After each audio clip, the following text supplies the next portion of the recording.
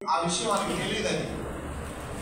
అది వాళ్ళకి తెలియదు. ఈరోజు మనందరికీ తెలిసింది అంటే దేవుని కృప వల్లనే మనకి ఈరోజు అది తెలిసింది. గొర్రెపిల్లగా ఆయన ఆ రోజు ప్రవేశించాడు. 14వ రోజు పస్కా పశువును వధిస్తారు. దానికంటే ముందు 5 రోజుల ముందుగా ఆ బలి పశువుని అంటే దశమనాడు 10వ రోజు ఆ పస్కా పశువుని తీసుకుని అలాగే ఆయన ప్రవేశించాడు. ఆదివారం రోజు. సోమవారము ఆయన యెరూషలేం ప్రవేశించిన తర్వాత సోమవారం రోజు యెరూషలేం దేవాలయాన్ని శుద్ధీకరించాడు.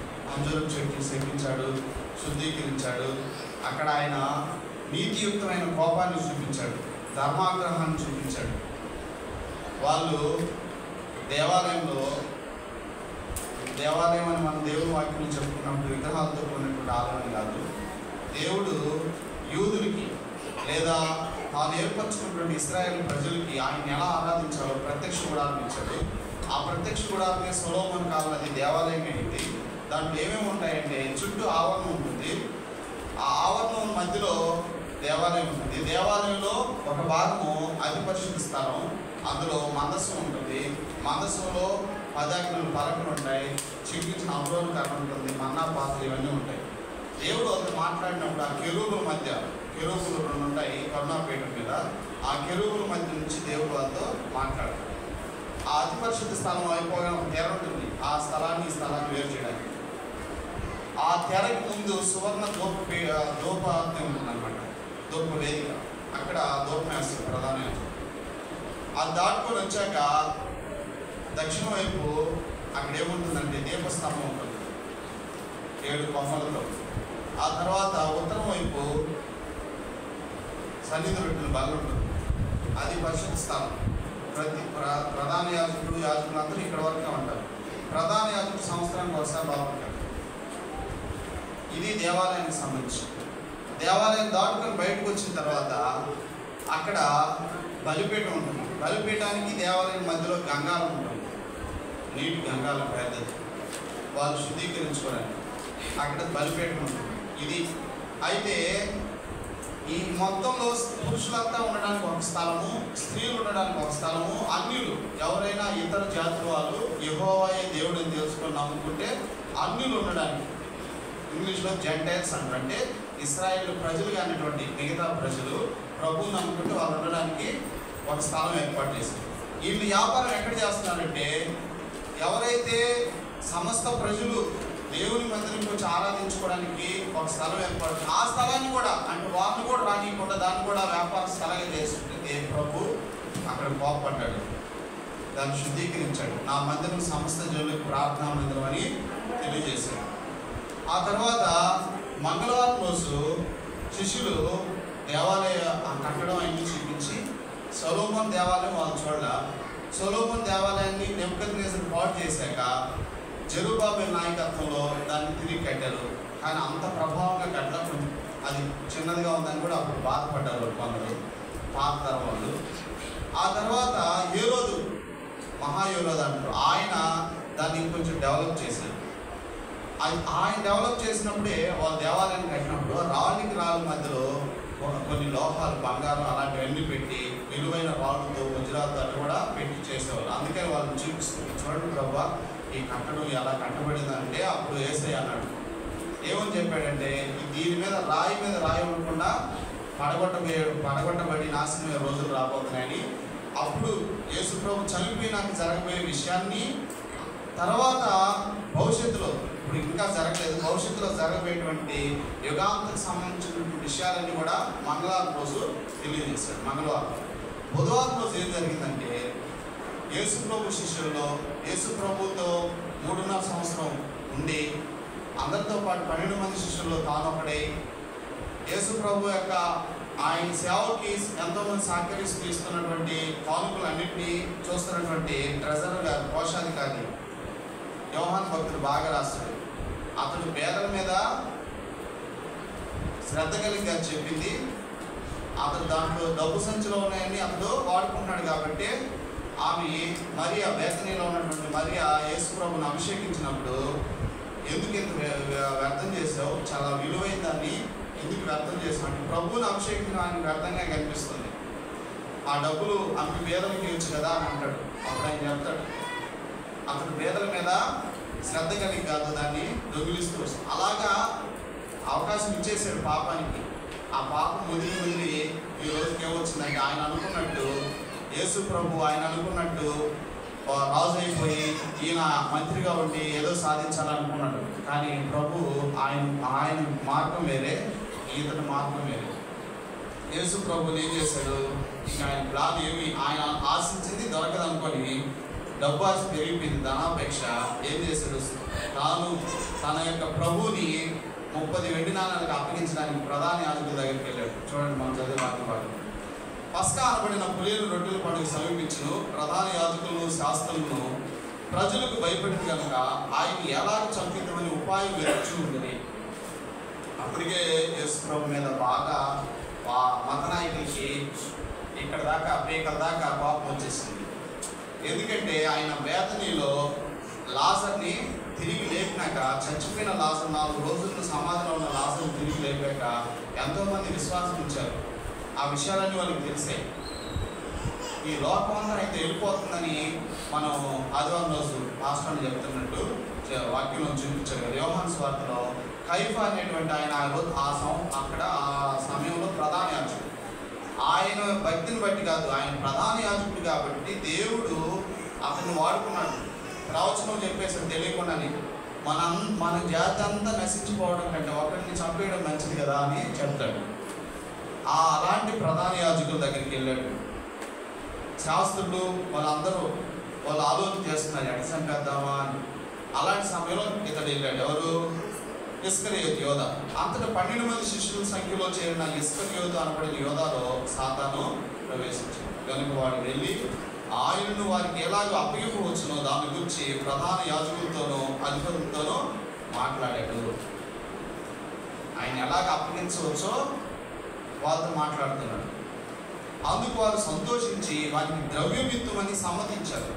వాడు అందుకు ఒప్పుకొని జనసమూహం లేనప్పుడు, ఆయన శిష్యులు ఆయనతోటి చుట్టూ ప్రజలు లేనప్పుడు, జనసమూహాలు లేనప్పుడు లేదా ఒంటరిగా ఉన్నప్పుడు ఆయన్ని వారికి అప్పగించడానికి తగిన సమయం వెతుకుతూ ఉన్నాడు. అది జరిగింది ఈ సంఘటన బుధవారం రోజు, ఈ పరిశుద్ధ వారం. గురువారం రోజు, రేపటి రోజు ఏం జరుగుతుందంటే వాళ్ళు పస్కాను ఆచరిస్తారు. పస్కాను ఆచరించి ఆయన రేపటి రోజు గురువారం రోజు జరిగిన సంఘటనని భక్తులైనటువంటి యోహాను సువార్తలో ఎక్కువగా దాన్ని చెప్పాడు. వీళ్ళందరూ ఈ వారంలో జరిగిన విషయాలు మత్తయి, మార్కు, లూకా చెప్తే, ప్రత్యేకంగా గురువారం రోజు ఆయన శిష్యుల పాదాలు కడగడం, వాళ్ళతో మాట్లాడడం, ఆయన వాళ్ళందరి వరకు విజ్ఞాపన ప్రార్థన చేయడం, ఇవన్నీ 13, 14, 15, 16, 17 అధ్యాయాలు, 5 అధ్యాయాలు, 17 అధ్యాయం దాకా ఒక గురువారం రోజు రాత్రి ఏం జరిగిందో యోహాను భక్తుడు రాశాడు.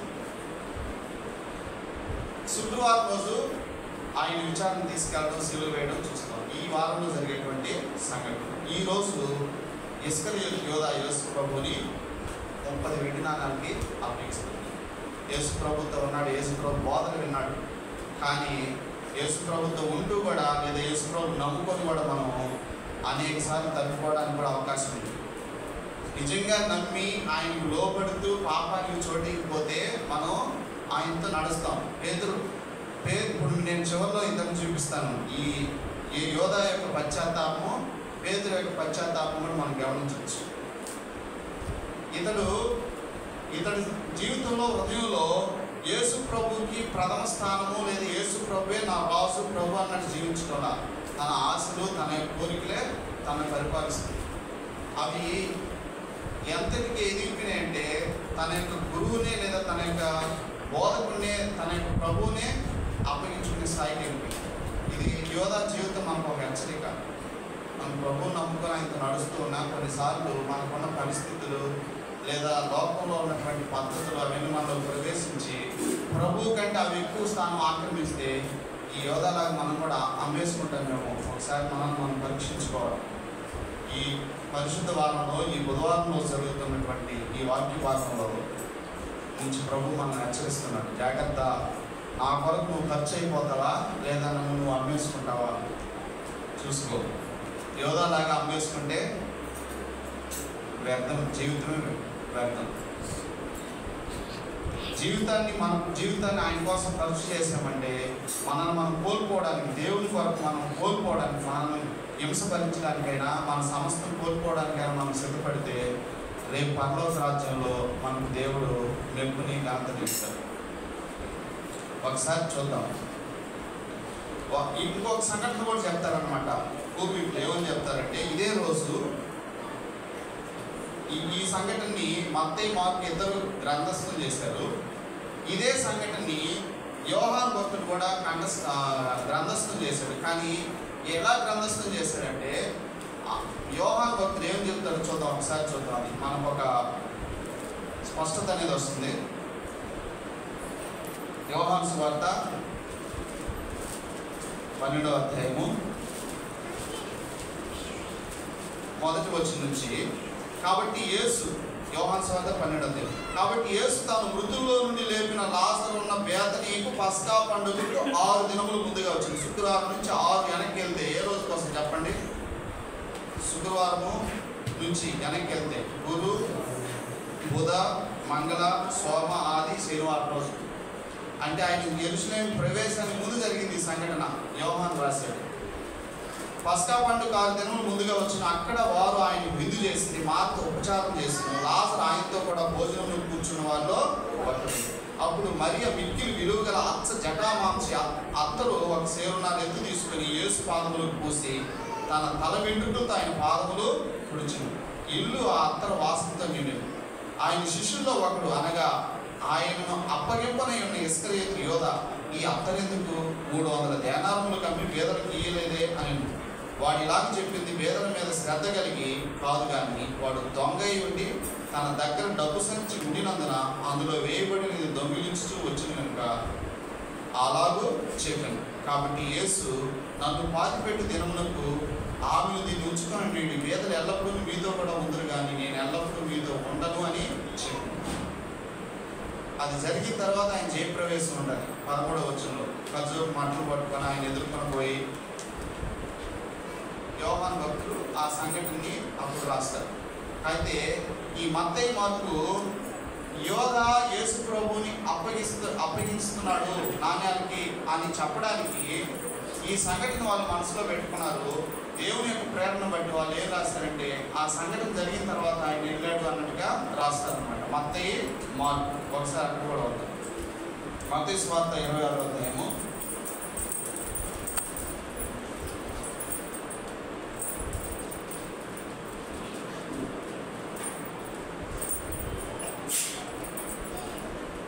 26వ అధ్యాయము 6వ వచనము. యేసు బేతనీలో కుష్ఠరోగి అయిన సీమోను ఇంట ఉన్నప్పుడు ఒక స్త్రీ మిక్కిలి విలువగల అత్తరు గుడ్డి తీసుకొని ఆయన వద్దకు వచ్చి ఆయన భోజనం కూర్చుండగా దాన్ని ఆయన తల మీద పోసి శిష్యులు చూసి కోపపడి, నష్టం ఎందుకు, దీన్ని గొప్ప వెలకు అమ్మి పేదలకు వచ్చినాయని. అది ఇంకా ప్రభు చెప్తాడు, ఆమె నా భూస్థాపన నిమిత్తం చేసినని. ఇక్కడ సీమోను అని రాశారు, ఆయన లాజరు అని రాశారు. బేతనీలోనే ఈ సంఘటన జరిగింది. లాజర్కి మరో పేరు సీమోను అయి ఉండొచ్చు. లాజరు జబ్బుతో చనిపోయాడని కూడా మనం చూస్తాం. ఆయనకి కుష్ఠరోగం. చూడండి, ప్రభు జీవితంలో యేసు ప్రభు వారు ఆయన దేవుడు, కానీ శరీరధారిగా ఈ భూమి మీదకి వచ్చాక ఆయన ఈ భూమి మీద జన్మించడానికి లేదా ఈ భూమి మీదకి రావడానికి శరీరాన్ని ధరించి కన్ని మరి గర్భం ద్వారా ఎక్కడ పుట్టాడు? ఆయన పశువుల పాటలు. ఆయన పెరిగి పెద్దయింది ఎక్కడ? వాళ్ళు సామాన్య కుటుంబం. యోసేపు, మరియా వడ్రంగి కుటుంబం, సామాన్యులు. వాళ్ళు పెరిగిన ఊరు కూడా, వాళ్ళు జీవించిన ఊరు నజరేతు. అది తృణీకరించబడింది. నజరేతు నుంచి మంచిది ఏదైనా రాగలదు, ఆ ఊరి నుంచి మంచోడు ఎవరైనా వస్తాడు అనుకుంటాం కదా మనం. అలాగా నజరేతు అంటే వాళ్ళ దృష్టిలో అదొక చాలా తక్కువ స్థాయిగా చూసేవాళ్ళు, తక్కువ హీనంగా చూసేవాళ్ళు. ఆయన పెరిగి పెద్ద అయినాక ఆయన యేసు ప్రభువారు బాప్తిస్మకుడైన యోహాను దగ్గరికి వచ్చాడు. బాప్తిస్మం తీసుకున్నాడు. పాపాలు ఒప్పుకొని కాదు, నీతిని నెరవేర్చడానికి యేసు బాప్తిస్మం తీసుకున్నాడు. కానీ ఈరోజు మనం బాప్తిస్మం అనేది చాలామంది బాప్తిస్మం తీసుకుంటే పరలోకం కాదు, ముందు మార్పు పొంది పాపాలు ఒప్పుకొని పశ్చాత్తాపంతో బాప్తిస్మం తీసుకోవాలి. సరే, ఆయన బాప్తిస్మం తీసుకున్నాక ఆయన పరిచర్య ప్రారంభించాడు. ఏర్పరచుకున్న శిష్యులంతా 12 మందిలో 11 మంది ఎవరంటే ఉత్తర రాజ్యానికి సంబంధించిన అంటే గలిలయ ప్రాంతానికి సామాన్య జనులు, వాళ్ళు చేపలు పట్టే వాళ్ళు ఉన్నారు. తర్వాత ఒక వ్యక్తి ట్యాక్స్ కలెక్టర్ అంటే ఆయన సుంకరి, ఇంకా రకరకాల నేపథ్యాల నుంచి ఉన్నారు.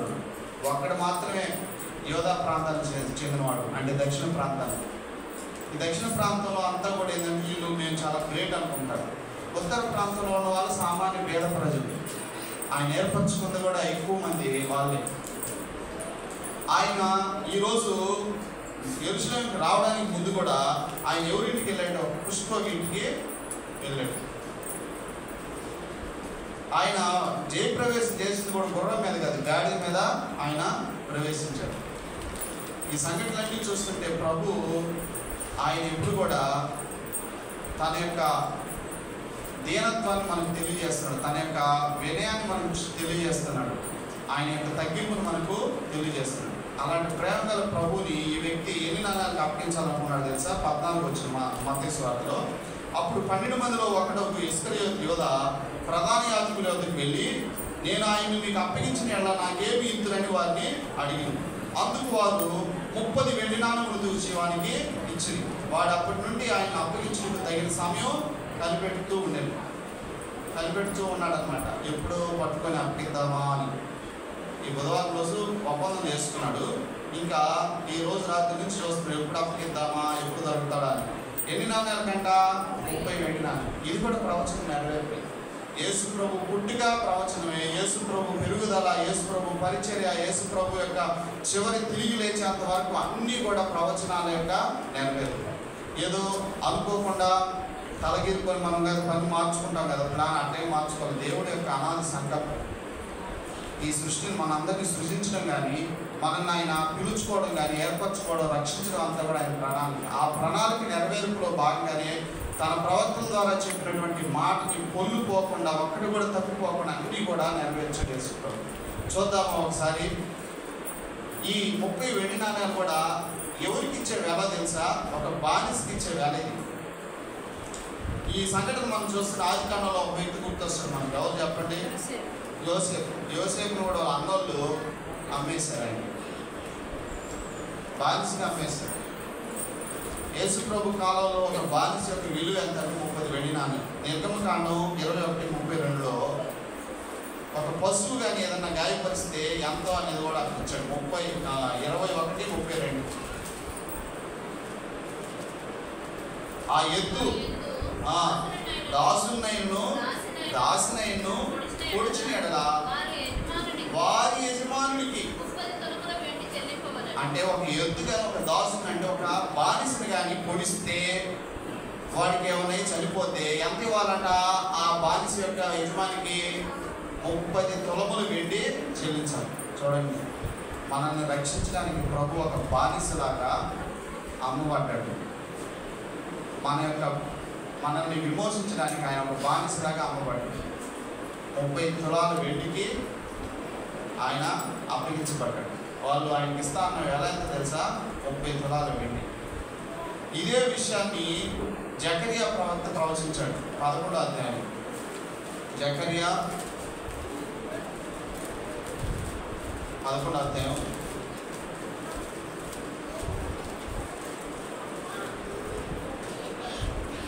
12వ వచనం. మీకు అనుకూలమైన ఎడలా నా కూలి నా కీడి లేని ఎడలా మానివేయడని నేను వారితో అనగా, వారు నా కూలికై 30 తులములు వెండి తూచి ఇచ్చిరి. యెహోవా ఎంతో అపురముగా వారు నాకు ఏర్పరిచిన క్రయధనమును కుమ్మరికి పారవేయమని నాకు ఆజ్ఞగా నేను ఆ 30 తులములు వెండి తీసుకొని యెహోవా మందిరంలో కుమ్మరికి పారవేస్తాను. ఈ మాట నెరవేర్చాడు. 30 తులాల వెండికి ఆయన అప్పగించబడ్డాడు. అప్పగించబడిన ఆ తులాల వెండితోనే ఆ తర్వాత ఇస్కరియోతు యూదా ప్రభువుని శిక్షించడం చూసి పశ్చాత్తాపడి ఆ 30 తులాల వెండి తీసుకెళ్ళి వాళ్ళకి ఇస్తాడు. చూద్దాం 27వ అధ్యాయం, మత్తయి సువార్త 27.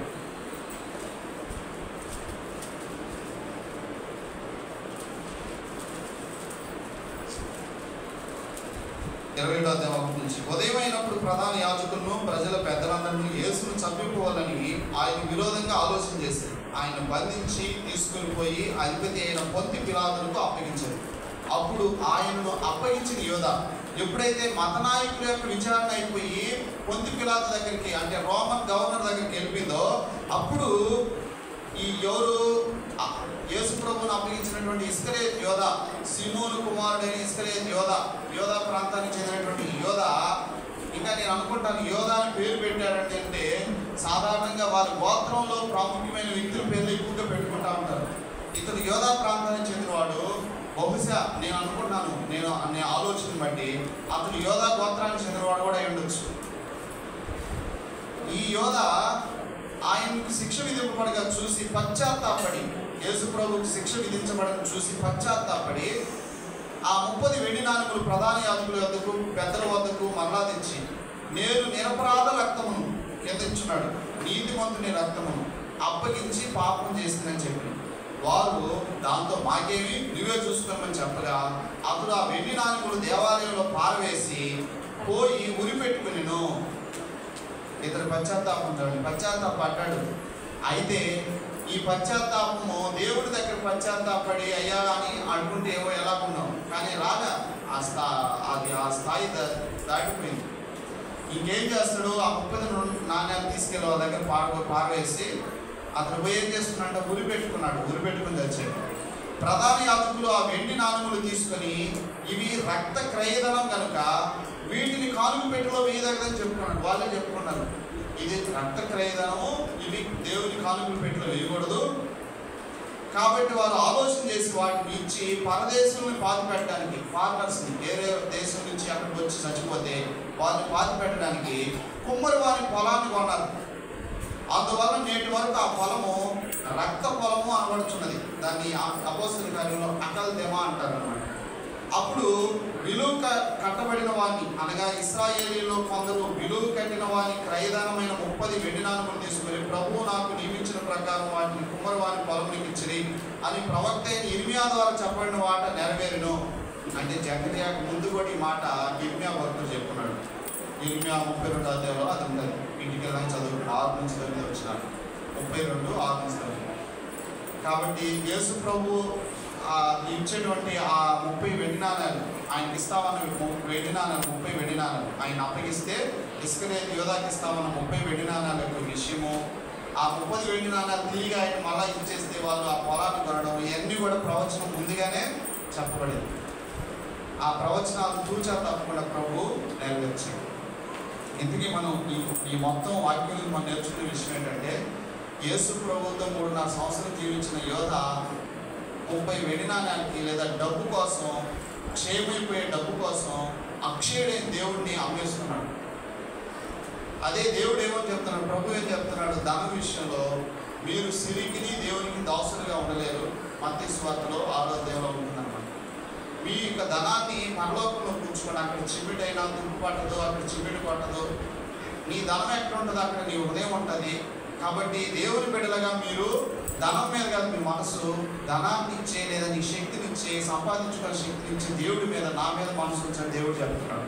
కానీ మన మనసు, మన పరిస్థితులు కొన్నిసార్లు క్షేమైన వాటి వైపుకే మన మనసు లాగుతుంది. కాబట్టి నా ప్రియమైన సహోదరుడా, ఈ యొక్క వాక్య భాగం నుంచి మనకు ఒక హెచ్చరిక ఏంటంటే, నా ప్రభువా నేను కూడా అలాగా నేను శోధించబడుతున్నానని మనం పరీక్షించుకోవాలి. నీకు నువ్వుగా పరీక్షించుకొని, అయ్యా అటువంటి డబ్బు ఆశకు ధనాశకి నేను చోటీయకుండా నీ కోసం నా ప్రాణం ఆశపడేటట్టు, నీ కొరకు జీవించేటట్టు నాకు సహాయం చేయని అడుగుతాను. మన ప్రభువుని మనం అమ్ముకునే వాళ్ళంగా కాక, నమ్ముకొని అన్ని పరిస్థితులు నమ్ముకొని మనల్ని మనం కావాలంటే ఆయన ఖర్చు చేసుకునే విధంగా కావాలని దేవుడు చెప్తున్నాడు. చూద్దామా, తిమోతికి రాసినటువంటి మొదటి పత్రిక, అపోస్తలుడైన పౌలు భక్తుడు తిమోతికి రాసిన మొదటి పత్రికలో చెప్తాడు ఈ ధనం గురించి.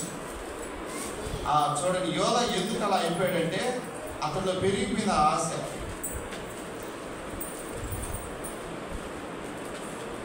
అక్కడ చాలా చక్కగా చెప్తాడు ఎవరు, పౌలు భక్తుడు. నేను చదువుతున్నాను ఏమాటని ఎక్కడి నుంచి అంటే 6వ అధ్యాయంలో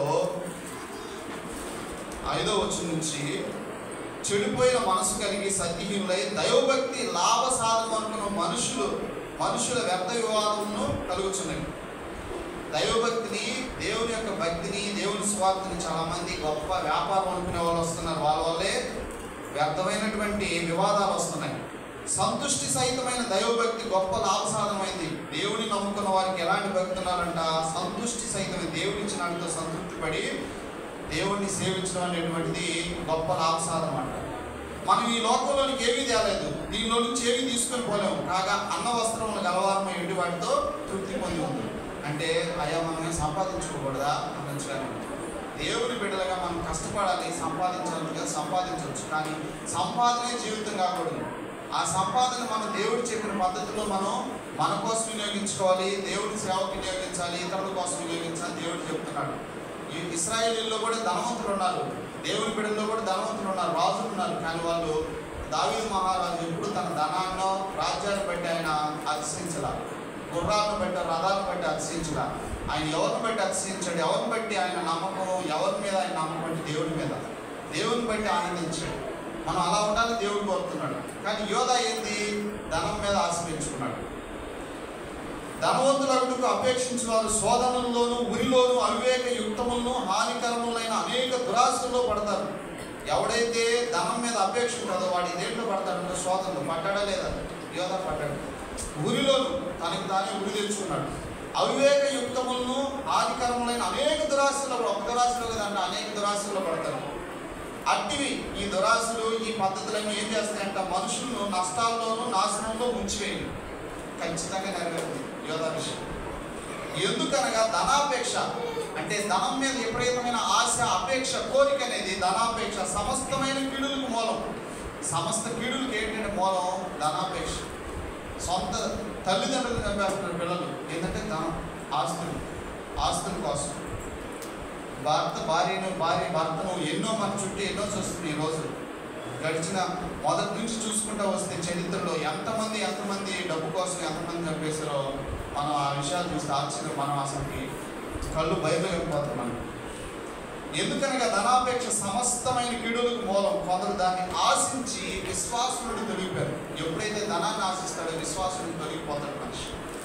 మన విశ్వాసం దేవుడి మీద. నేను ఉద్యోగస్తునైనా 1వ తేదీ ఎప్పుడో అనుకున్నా, కానీ దేవుడి మీద మన నమ్మకం ఉంచాలి. ఉద్యోగం ఒక రోజు వచ్చి పోవచ్చు, లేదా 1వ తేదీ జీతం రావచ్చు, లేట్ అవ్వచ్చు, కానీ నమ్మకం దేవుడి మీద ఉండాలి. ధనాపేక్ష ఏం చేస్తుందంట? విశ్వాసం మనం తొలగించేస్తుంది.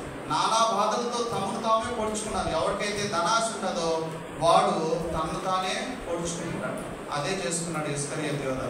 కాబట్టి ఈరోజు మనకు ఈ బుధవారం, ఈ పరిశుద్ధ వారం, ఈ బుధవారం రోజు జరిగిన సంఘటన మన జీవితానికి ఒక హెచ్చరిక.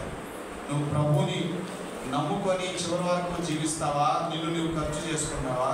లేదా నాకు ప్రభు కంటే సొమ్మే గొప్ప, నాకు కాబట్టి నా దేవుణ్ణి నేను అమ్మేసుకుంటానని యోధాలాగా నీ జీవితాన్ని నాశనం చేసుకుంటావా అని ప్రభు ప్రశ్నిస్తున్నాడు. ఇతడు పశ్చాత్తాపడ్డాడు, కానీ ఉరిపెట్టుకుని చనిపోయాడు.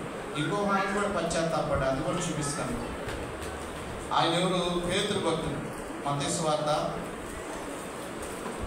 ఆయన నీ కోసం ప్రాణమైన పెట్టడానికి నేను రెడీ ప్రభు అన్నాడు. యేసయ్య చెప్పాడు, అయ్యా నీ శక్తి మీద నువ్వు ఆధారపడవాలి, నీ గురించి నాకు తెలుసు, నువ్వే చెప్తావు, నేను ఎరిగిన 3 సార్లు నువ్వు చెప్తావు అని చెప్పాడు. లేదు ప్రభా, నా ప్రాణమైనా ఇస్తాను అన్నాడు. కానీ ప్రభు చెప్పినట్టే జరిగింది. ఆడున్నాడు, నడవలో ఉన్నాడు. ఆ ప్రధాన యాజకులు, మత నాయకులు ఉన్నటువంటి విచారణ చేసే దగ్గర అక్కడ 3 సార్లు అదే జరిగింది. పేతురు వెలుపట ముంగిడి కూర్చొని ఉండగా ఒక చిన్నది అతని వద్దకు వచ్చి, నీవును గలిలీయుడు అవి యేసుతో కూడా ఉండేవి కదా అని. అందుకు అతడు, నేను ఉండలేదు, నువ్వు చెప్పు సంగతి నాకు తెలియదని అందరి ఎదుట అన్నాడు. అతడు నడవలోకి వెళ్ళిన తర్వాత మరొక చిన్నది అతన్ని చూసి, వీడును నజరేయుడు యేసుతో కూడా ఉండినని అక్కడ వారితో చెప్పగా అతను ఒట్టు పెట్టుకొని నేను ఉండలేదు అన్నాడు. ఆ మనుషుని నేను ఎరగనని మళ్ళా చెప్పినాడు. కొంతసేపు అయిన తర్వాత అక్కడ నిలిచి ఉన్న వారు పేతురు వద్దకు వచ్చి, నిజమే, నీవును వారిలో ఒకడివే, నీ పలుకు నిన్ను గురించి సాక్ష్యం ఇస్తున్నదని అతనితో చెప్పింది. అందుకు అతడు ఆ మనుషుని నేను ఎరగనని చెప్పి శపించుకొనుటకు ఒడ్డు పెట్టుకుంటూ మొదలుపెట్టుకుంటు. వెంటనే కోడి కూర్చుంది. కనుక కోడి కూయకు మునుపు నీవు నన్ను ఎరగినని ముమ్మారు చెప్పుదని యేసు తనతో అనిన మాట పేతురు జ్ఞాపకం తెచ్చుకొని వెలుగులోకి పోయి సంతాపపడి ఏడ్చాను. ఈ పశ్చాత్తాపం చూడండి, ఆ పశ్చాత్తాపం చూడండి. అతడు పశ్చాత్తాపడ్డాడు, కానీ దేవుని వైపు రావడానికి మనసు ఒప్పుకోలే. చచ్చిపో ఇంక సైతానికి అతడు యోహాను, మనం ఇంకా మనకు టైం లేదు కానీ అతడు ఎప్పుడైతే ఆ డబ్బు తీసుకుంటా ఉన్నాడో సైతాను ప్రవేశించాడు. యేసుని అప్పగించడానికి పూర్తిగా సైతాను స్వాధీనంలోకి వెళ్ళిపోయాడు. ఆ రోజు గురువారం రోజు రాత్రి కూడా యేసు ప్రభు అన్నాడు, ఎవరయ్యా నన్ను ఒకడు అప్పగిస్తాడంటే ఎవరు నేనా నేనా అని అందరూ అంటుంటే ఈ రొట్టె ముక్క తీసుకున్నాడే అని అనగానే వాళ్ళకి అర్థం కాదా, ఏదో పని మీద పంపిస్తున్నాడేమో అనుకున్నారు. కానీ అతడికి తెలుసు అతడిలోకి అపవాది ప్రవేశించింది. అతను వెళ్ళి వాళ్ళని తీసుకొచ్చాడు. ముద్దు పెట్టుకొని తన గురువుని తన ప్రభుని అప్పగించేసాడు. మన భక్తి అలా ఉందా ఒకసారి పరీక్షించుకుంటాం. అలా ఉంటే మనము యోధాలాగా నాశనం అయిపోతాం. ఇలా ఉంటే ఒక తప్పు చేసాం, పాపం చేసాం, వెంటనే ఒప్పుకొని పశ్చాత్తాపడి సంతాపడి ఏడ్చి పేతురు వలె దేవుని కృపను పొందుకొని సరిచేయబడి ఆయన కొరకు జీవించడం వద్దాం. పేతురు భక్తులు చివరికి ఆయన మరణం ప్రపంచంలో క్రైస్తవ్యానికి వాటిని అంటే రోమన్ క్యాథలిక్ ప్రకారము పేతుర్ని వాళ్ళు ఎక్కువగా భావిస్తారు. కానీ మొత్తం మీద క్రైస్తవ్యంలో మనము పేతుర్ని పౌలుకి చాలా గొప్ప స్థానం ఇస్తాం. సంఘంలో అంతటి స్థానాన్ని పొందుకున్నాడు పేతురు. ఆయన చివరి మరణదశ కూడా ఆయన సిలువ వేయబడుతుంటే నన్ను సిలువ వేయడానికి నేను అర్హుడిని కాదు, ఈ విధంగా నన్ను తలకిందులుగా ఏమన్నాడు సిలువ. అతసాక్షి అయిపోయాడు. కానీ ఈరోజు మనం పేతురు పత్రికలు చదువుకుంటున్నాం, పేతురు గురించి ఎన్నో విషయాలు నేర్చుకుంటున్నాం. కానీ యోధా అనే పేరుని చెడగొట్టేశాడు ఇస్కరియోతు యోధా. ఆ తర్వాత యోధా అనే పేరు ఎవరు కూడా పెట్టుకోవడానికి సాహసం చేయలేదు. కాబట్టి చరిత్రలో ఇస్కరియోతు యోధా యొక్క జీవితం చాలా ముగింపు మనకి చాలా హెచ్చరిక. పేతురు వల్ల మనం సంతాపడి ప్రభువుకి అప్పగించుకొని ప్రభువుని మనం అప్పగించుకోండి ఇతరులకి, లేదా అమ్ముకోకుండా మనల్ని మనం ఆయనకి అప్పగించుకొని ఆయన కొరకు ఖర్చు అయిపోయి జీవిస్తే ధన్యకరం. అది మనకి ఎంతో దీవెనకరంగా ఉంటుంది.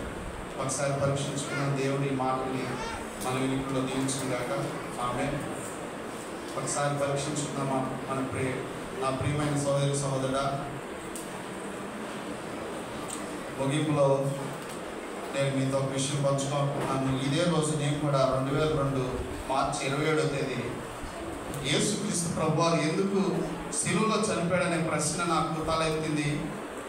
క్రిస్మస్ కాలంలో 2000 సంవత్సరం క్రిస్మస్ దినాల్లో యెషయా 9:6 ద్వారా ఆకర్షించబడ్డాను. కానీ నా మనసులో యేసు ప్రభు నేను తిట్టేవాడిని. ప్రభు దగ్గర రాకముందు యేసు ప్రభు ఎందుకు చనిపోయాడని నా ప్రశ్న. నేను ఇదే రోజు 2002 మార్చి 27వ తేదీ మీరు దేవుడి కోసం వస్తున్నారా లేదా ఇంక వేరే విషయాల కోసం వస్తున్నాను మా పాస్టర్ గారు అడిగినప్పుడు, నేను వస్తుంది ప్రభువా నీకోసమే, నువ్వు ఎందుకు చనిపోయావని తెలుసుకోవడానికి వస్తున్నాను ప్రభువా అన్నప్పుడు నా ప్రభు ఇదే బుధవారం రోజు మార్చి 27, 2002లో అపరాధం చేసి అనే పాట పాడుతున్నప్పుడు నేను పాడుకుంటాను. ఇలా పాపాలు ఒప్పుకోవాలని కూడా ఎవరు నాకు చెప్పలేదు. కానీ నా ప్రభు ఎందుకు చనిపోయాడో నాకు చూపించాడు. నీకోసమే శిలువలో నేను రక్తం కాచాను, నీకోసమే నేనని నాకు చెప్తా ఉన్నప్పుడు ఈ పాట పాడుతూ నేను ప్రభుని అంగీకరించాను. నా ప్రియమైన సహోదరి సహోదరుడా, ఇంకా ఎవరైతే నామకార్థంగా ఉన్నారేమో దయచేసి అలా ఉండకుండా మార్పు పొందిన వాళ్ళంటే మరొకసారి ప్రభువుకి మనం అప్పగించుకుందాం. మన దేవుడు గొప్ప దేవుడు. వాళ్ళ కోసం ఆయన బలియాగం అవడానికి లోకానికి వచ్చాడు. ఒక బానిసలాగా ఆయన అమ్మబడ్డాడు. అపరాధిని యేసయ్యా కృప చూపి ప్రోగుమయ్యా, నెపమెంచకయ్య నీ కృపలో, నెపమెంచకయ్య నీ కృపలో అపరాధములను క్షమించు, అపరాధములను క్షమించు. అపరాధిని యేసయ్యా కృప చూపి ప్రోగుమయ్యా, సిలువాకు నిన్ను నే కొట్టి తిని తులువాలతో చేరి తిని, సిలువాకు నిన్ను నే కొట్టి తిని తులువాలతో చేరి తిని, కలుషంబులను మోపి తిని, కలుషంబులను మోపి తిని, దోషుండ నేను ప్రభువా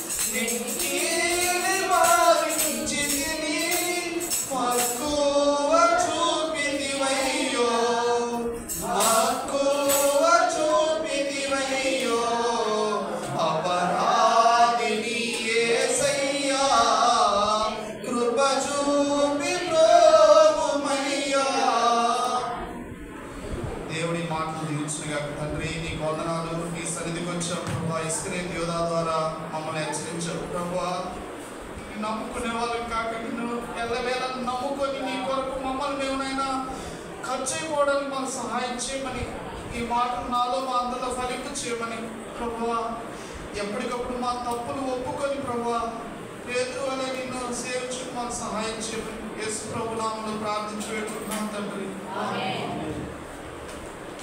అలాగే మొదటిగా కలుగుస్తున్నాం. దేవుడు మనకి ఇచ్చినటువంటి సమయాన్ని బట్టి 10 నిమిషాలు ప్రార్థన చేద్దాం. 10 నిమిషాలు ప్రార్థన చేద్దాం. కలుగుస్తున్నామండి. కళల నుంచి కలుగుస్తుందా? అలాగే ప్రార్థన చేద్దాం. ఈ రాత్రి విన్నటువంటి వాక్యం మరి నీ జీవితంలో, నా జీవితంలో, మనందరి జీవితంలో పరుపులకు వచ్చినట్లుగా ప్రార్థన చేద్దాం. అలాగే మరి రాబో శుక్రవారం గొప్ప శుక్రవారంగా ప్రభు సన్నిధిలో మనం గడపబోతూ ఉన్నాం. ఆ దినాన జరగవలసిన ప్రతి కార్యక్రమాన్ని దేవుడు దీవించి నడిపించలాగున ఏ అడ్డులు ఆటంకాలు లేకుండా ప్రభు సన్నిధిలో చక్కగా ఆ దినాన గడుపులాగున ఎవరినొకరు ప్రార్థించమని ప్రభు పేరిట మనం చేయించున్నాను.